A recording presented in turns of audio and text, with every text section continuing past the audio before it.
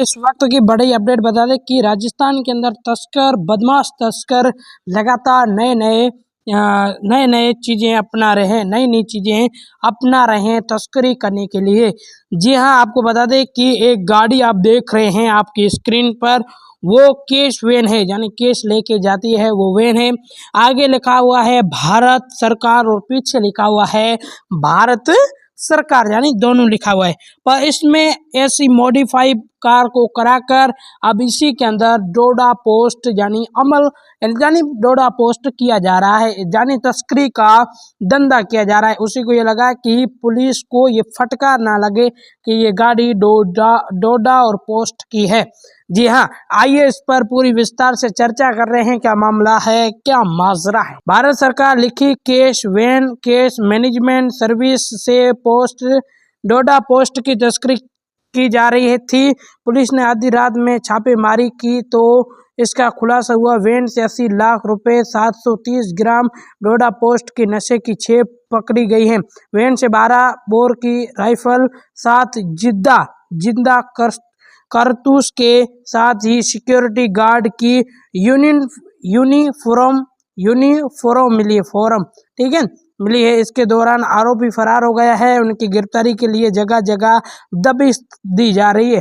International border इलाके के बाड़मेर स्थित गुड़ामालानी इलाके में पुलिस ने ये कार्रवाई की है। गुड़ामालानी थाना अधिकारी देवीचंद ढाका ने बताया, नशे की तस्करी के लिए बदमाश नए नए प्रयोग कर रहे हैं।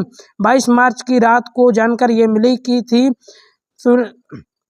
सुनील, सुरेंद्र और नरेश नाम के लड़के बड़ी खेप ले जाने वाले हैं। इसके लिए आरोपी कैश वैन का उपयोग कर रहे हैं।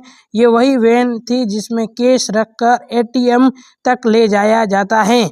बिना समय गवाए गुड़ामालानी पुलिस आधी रात में लूणवा जागीर ग्राम पंचायत के भोला नगर गांव पहुंची।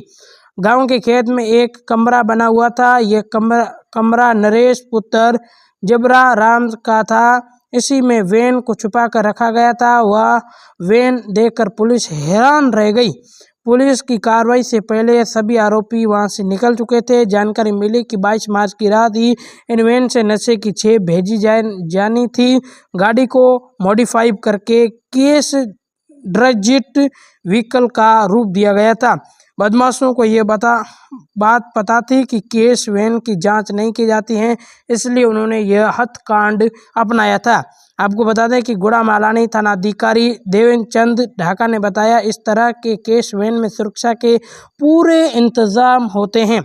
जाली लगी होती है। हर गतिविधियों को कैप्चर करने के लिए सीसीटीवी भी इंस्टॉल करवाया जाता है। इस वैन में सीसीटीवी कैमरा लगा हुआ है। वैन में 738 किलो डोडा पोस्ट भरा था। इसमें सिर्फ राइफल और जिंदा कारतूस भी मिले हैं। इस तरह की राइफल कारतूस वैन के साथ चलने वाले सिक्योरिटी गार्ड के पास होती है।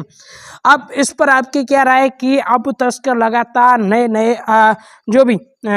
नई चीज़ें अपना रहे हैं तस्करी करने के लिए, इस पर आपकी क्या राय है मुझे कमेंट करके ज़रूर बताइएगा। मैं आपका दोस्त इस्लाम खान, शुक्रिया। के एरिया में नरेश पुत्र जबरा राम राजपुरोहित के खेत में एक कमरा बना हुआ है। उस कमरे में कैश इन ट्रांजिट व्हीकल, यानी कि बैंक में जो कैश को लाने ले जाने वाला व्हीकल है, इस तरह का व्हीकल बना रखा है और उसके अंदर डोडा पोस्ट भरे हैं और अभी लाके वहां पे खड़ी की है। और उसके अंदर हथियार भी मिल सकते हैं, जिस पर हम लोगों ने वहां पे दबिश दी, तो जिसमें 7 क्विंटल और 38 किलोग्राम डोडा पोस्ट बरामद किया है। और उसके अलावा हमने एक 12 बोर राइफल भी बरामद की है, जो कि सिक्योरिटी गार्ड जिस तरह की व्हीकल में यूज करते हैं उस तरह की।